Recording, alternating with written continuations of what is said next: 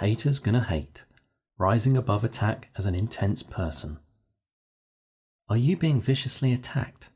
Do you feel hated by people? Do you hide who you are as a result of internalized shame? How many highly sensitive, intense and gifted people believe they have been hated all their lives, do you think? They feel they've lived their whole lives surrounded by nothing but enemies. People around them have oppressed, silenced and persecuted them. Even when they did their best, they were bullied and oppressed by people in authority. Even those who are supposed to love and protect them are finally joining the chorus of those who find them too much. They have been hurt by bullies and have sadly come to believe in the gaslighting messages. Hate is a strong word, but it vividly describes what many highly sensitive, intense and gifted people have lived through on a daily basis. In this essay, hate will be used in a broad sense, covering a wide range of experiences from irritation to prejudice to outright hostility and everywhere in between. Breaking free from the shackles of shame can be difficult, but by learning to say in the most empowered way possible, haters gonna hate, we can accept that not everyone will like us and hold our heads high. Rather than allowing negative opinions to shape our self-worth and identity, we shine as we are. The true face of hate. There are several reasons why someone rejects what they see in you. It can be their own insecurities and doubts, or it can simply be an incompatibility. But if you're being met with not just a courteous no, but attacks, vicious aggression, or passive aggression, if it has reached a level where it can be felt as hate, then there is more to it than meets the eye. Psychologists have long assumed that people's hatred towards someone expresses their self-hatred. Behind unfounded hatred is projection, a primitive defense. Blaming someone else can protect the hater from the real source of pain, which is probably self-hatred, deep insecurity, fear or paranoia that others hate them. Hate provides a false sense of power that allows them to create the illusion of control over events that are, in reality, out of their hands. Someone cannot hate you if they hardly know you. Most of the time they really don't. Their hate has little to do with who you are, but with their unprocessed shadows. Perhaps certain things about you, something you have said or done, no matter how benign, cause them to project negatively onto you. They are basing their hateful judgment on fleeting personal feelings, history and trauma. When someone hates you for no apparent reason, they are struggling to process some of the parts they reject in themselves. For example, if someone makes you feel like you are too much, talk too much, feel too much, etc., it is probably because they think that they do not deserve a place in the world and do not dare to express themselves. So when you shine, they attack you out of latent envy. On the other hand, when someone attacks you for your honesty, it is because they have not allowed themselves to live an authentic life with their true selves, and the lies they tell themselves drive them to act like no one else can tolerate or deserve the truth. In other words, they feel the need to bring you down because they feel exposed for their own lack of courage, psychological limitations, or shame that they have held themselves back so much. As psychoanalyst and author Adam Phillips puts it, finding hate objects may be every bit as essential as finding love objects. But if one can tolerate some of one's badness, meaning recognize it as yours, then one can take some fear out of the world. The hatred that seems to come from nowhere is also related to a complex psychological mechanism called projective identification. The idea is that people who hate and attack you are trying to eliminate feelings they cannot contain within themselves. They unload an ugly, dirty, painful part of themselves and dump it on you in the unconscious hope that you will process and digest it for them. Unfortunately, projective identification is so vicious and unconscious that it will make you feel that the other person's badness is yours. For example, if you feel ashamed of asking too much, this could be exactly how their parents have made them feel. If you feel paranoid and bullied, you might pick up on the feeling they had under the oppression of an abusive sibling.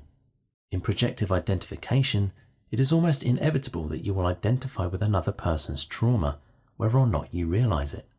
This can be especially striking if you're particularly empathic by nature and have highly active mirror neurons. But people who do not have dark and undigested psychic material inside them do not feel the need to attack or project onto others. Only hurt people hurt others. So we must always remind ourselves that people rarely judge us on our merits and demerits, but mostly on their own projections. Are you hiding? Rationally, we know haters gonna hate. We see that receiving unfounded criticism in life is almost a given. But how easy is it to internalize other people's hateful projections? Internalization means that you adopt other people's attitudes and opinions about you. When you internalize hate, you transfer what another person says or does onto yourself and believe you have something to be ashamed of. It becomes a part of your reality. Sadly, you are more prone to internalizing other people's hatred if you were not adequately nurtured by a loving parent in your childhood but were treated with abuse and neglect. If you were traumatized, hate feels familiar. Being dismissed and attacked gives you the same somatic feeling you got from your parents and siblings as a child.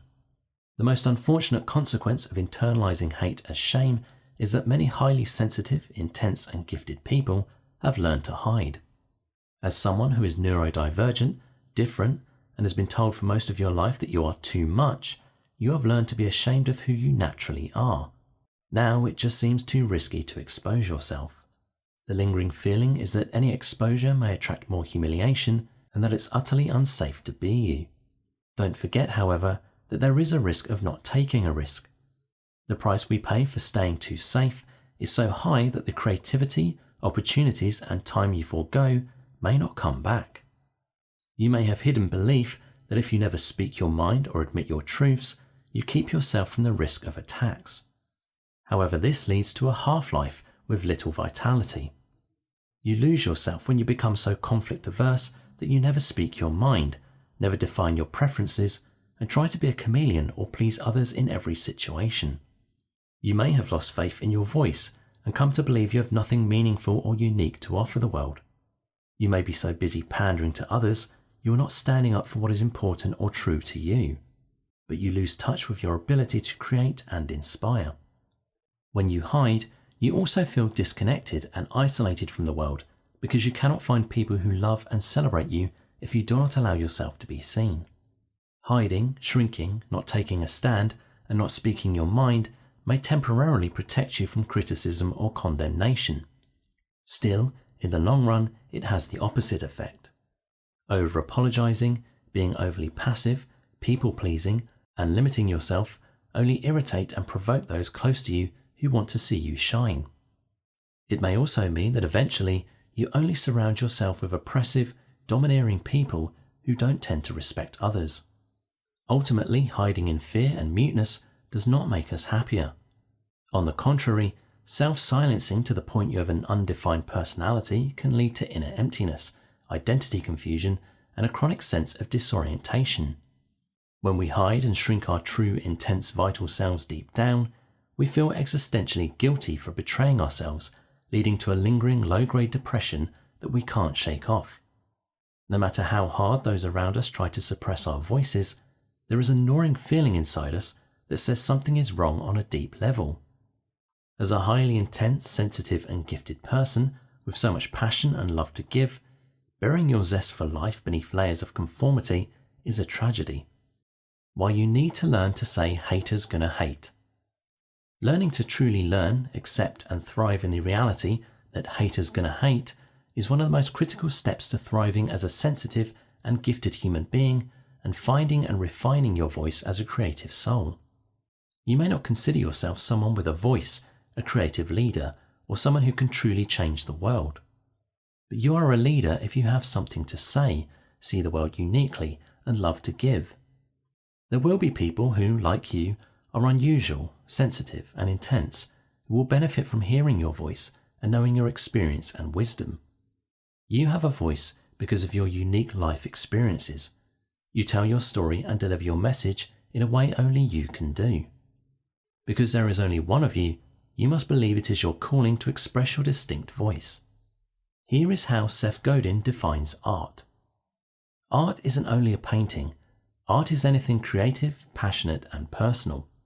Elsewhere, he also said, art is a human act, a generous contribution, something that might not work, and it is intended to change the recipient for the better, often causing a connection to happen. We express our true voice and put something new into the world. There is no guarantee of success. Indeed, it feels risky because it may not work. And unlike structured environments like schools, there is no benchmark for our achievements, no ladder to climb to a set destination. We must therefore define the term success for ourselves. There are many ways to define success, but an authentic definition of success usually does not mean everyone likes you. Quite the opposite is true. Envy and hostility are commonly directed at people who have made it to the top and dare to shine as they are. But beyond high school, thriving does not mean winning the popularity contest. It means living your truest, best, and most generous version. Being a creative leader is like being a river. A river gives freely because it trusts that it will always be cared for. A river refreshes itself by flowing freely and organically. A river is rejuvenated when it gives and flows, becoming a dead swamp when it stops giving. Even imperfect success means not wallowing in your mistakes and keeping going. To borrow a famous analogy from Alan Watts, just like when we are playing an instrument, we must keep going even if we know we have hit a wrong note, as that is the only way the music can continue. So likewise, do not let a shame attack stop your music from manifesting as a gift to the world. In other words, success means being able to prevail even when you are ignored, shamed, and attacked. It means extending your reach and making so much difference in the world that unwarranted criticism and hostile attacks are droplets in a vast ocean. It's about being authentic and engaged, even when you feel exposed, threatened, and scared. It means moving forward even when you want to recoil in shame. Ultimately, success is not just about achieving our goals. Instead, it is embracing the journey, learning from our experiences, and continuing to grow and evolve as individuals. By doing so, we can create a meaningful, fulfilling, and truly our own life. One person's medicine is another person's poison. What if we are not talking about hateful strangers, but someone we have engaged meaningfully with? It is disheartening when a relationship fails, or when a date, a friend, or an acquaintance reject us. It hurts because we had expectations. Apart from the bad feelings of being hated, we have to cope with the grief of losing a potential relationship. There is a lot of advice in the self-help literature about learning our lesson from a failed relationship or a communication lapse. This may sound right, but we must not take it too literally. When relationships break down, especially if you analyze everything and drown in extreme self-scrutiny, your default position might be to assume that you did something wrong, which leads to guilt, or that something is wrong with you as a person, which leads to shame. So you might think the lesson you ought to learn is to correct your flaws and change who you are.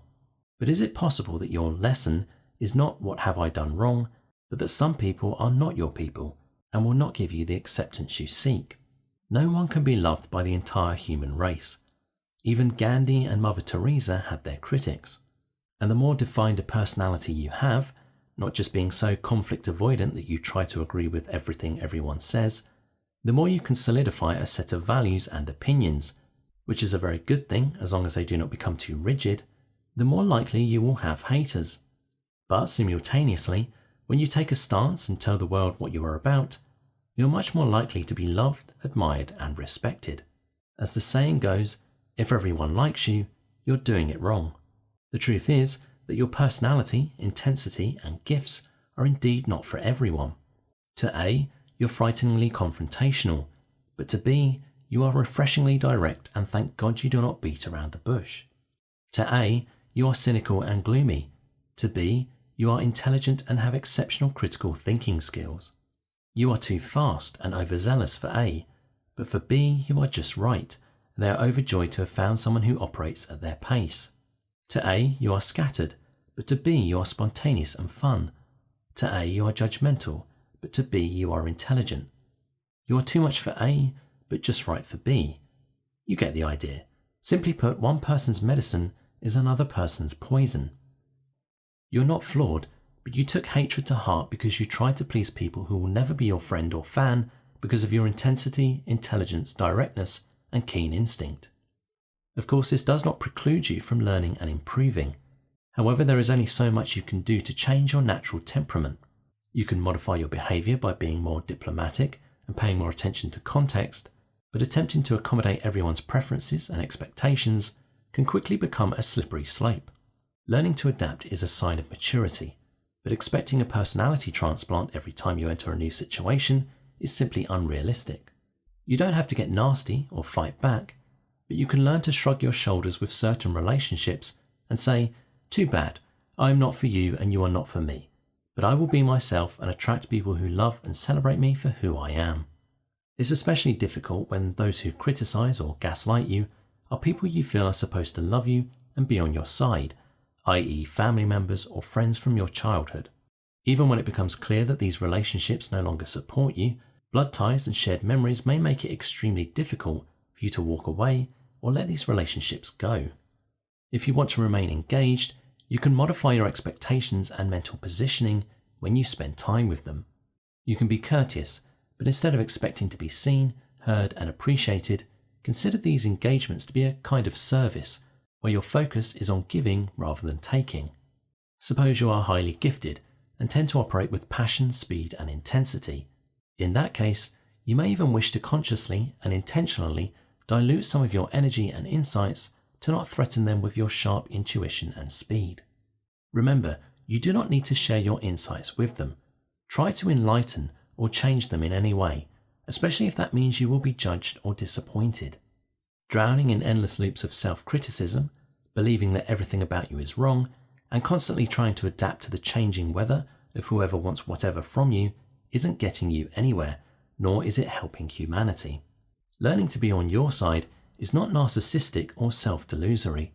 Instead, by balancing self-love with discernment, you can have a clear and factual understanding of your true place in the world.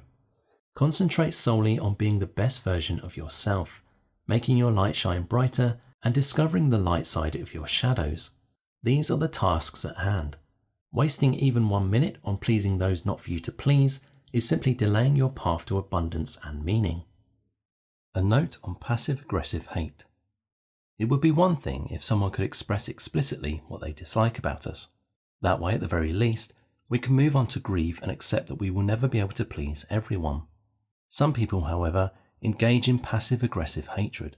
Rather than express themselves honourably, they attack and leave you traumatised without closure. It is often the most painful when someone ends a relationship or engagement without explanation. They ghost you, to use a colloquial term. They may suddenly stop contacting you or vanish. They may abruptly cease responding to your texts or phone calls. Passive-aggressive hate sends a clear message. I'm rejecting you before you can reject me. Unfortunately, when a relationship ends this way, it can bring up the most painful self-doubt and self-criticism in intense people. Regarding passive-aggressiveness, it is important to recognize that the fault in communication lies with the other person, not you. It would be on you if they tried to disagree with you and you stubbornly insisted on imposing your point of view. However, it's quite a different story when they don't express their discomfort and expect you to read their minds and care for their feelings. Maybe it's not their fault. Indeed, many of us have been traumatized by emotionally immature parents or been conditioned by schools and churches not to express our dissatisfaction openly, to hide our discomfort, and to avoid confrontation at all costs. Many people have taken it so far that they are muted when disagreeing with anything and must bottle things up until they explode. However, just because they can't help but act this way does not make it right. It is their responsibility as adults to improve their psychological health and learn to respect others. They are accountable for growing out of passive-aggressive maneuvers. Do you tolerate being treated with passive-aggressiveness without feeling anger?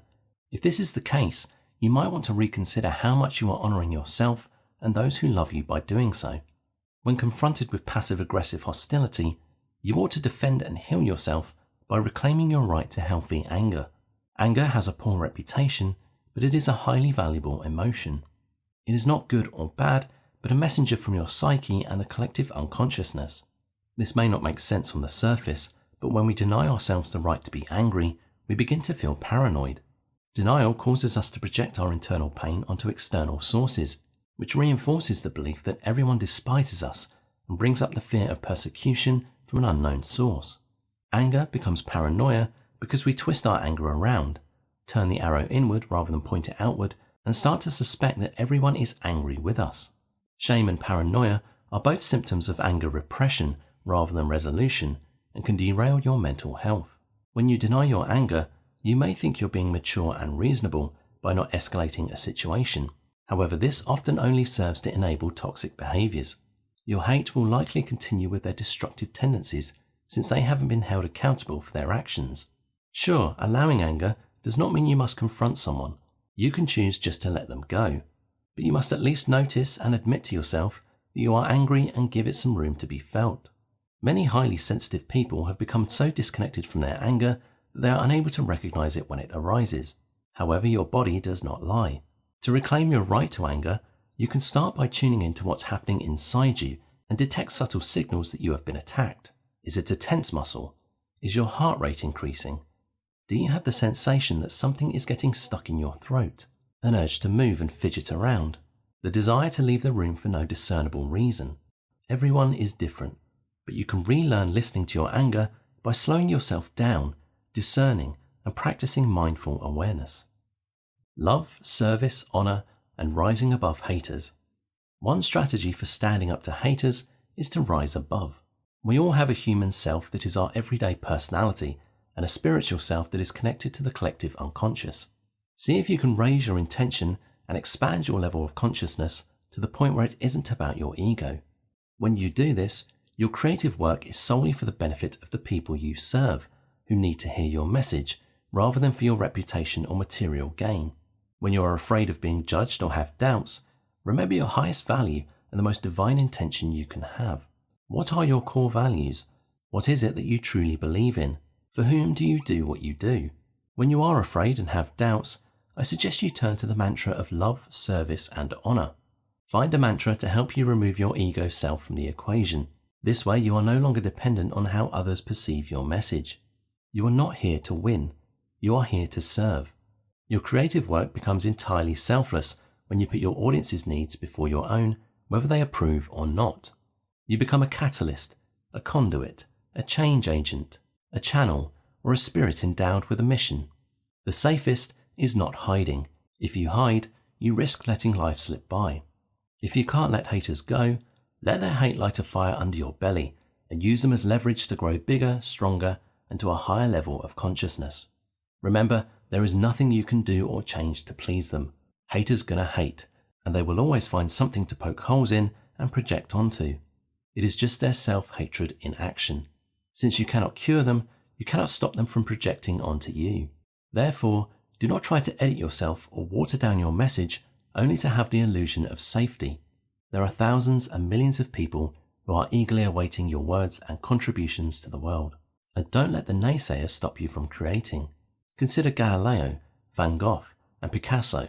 When you introduce something new and different into the world, it is natural for people to be dismissive at first. But if all these great artists allowed themselves to be silenced at that time, we may still think the world is flat.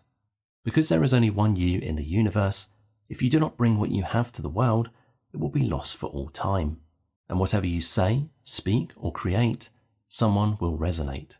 Even if only one person finds your work and benefits from it, is that not worthwhile? Whatever happens, when you show up fully, you will know in your old age that you did the right thing, at least for yourself. If your ego is not at stake, there is no reason to be afraid of haters. You may be temporarily bruised, but you can watch the pain pass without letting it stop you from contributing to the world. If someone attacks you, do not waste energy acting defensively. Never explain yourself or make excuses. Show up every day and demonstrate your dedication through action and integrity. We cannot explain away a criticism, but we can be the bigger person. Those who require it will receive it. The rest is irrelevant. If some love you, others must hate you. There is no yang without yin, no light without darkness. As long as you approach all situations with love, service, and honour, and bring your best commitment and passion, people will see through it. The next time you have doubts, ask yourself, what would love ask of me? Ask yourself, what is my highest goal in love? If I back out now out of fear, how would I feel about my decision a year from now? Perhaps maturing as artists and spirits means we stop seeing ourselves as children needing love and approval. Instead, we truly grow up and blossom into being a leader for others. We must learn to love even when nothing is guaranteed in return. We will speak up even if no one hears us. We declare that we are not here to win. We're here to help. Always return to the beginner's mind your original intentions: love, service, honor,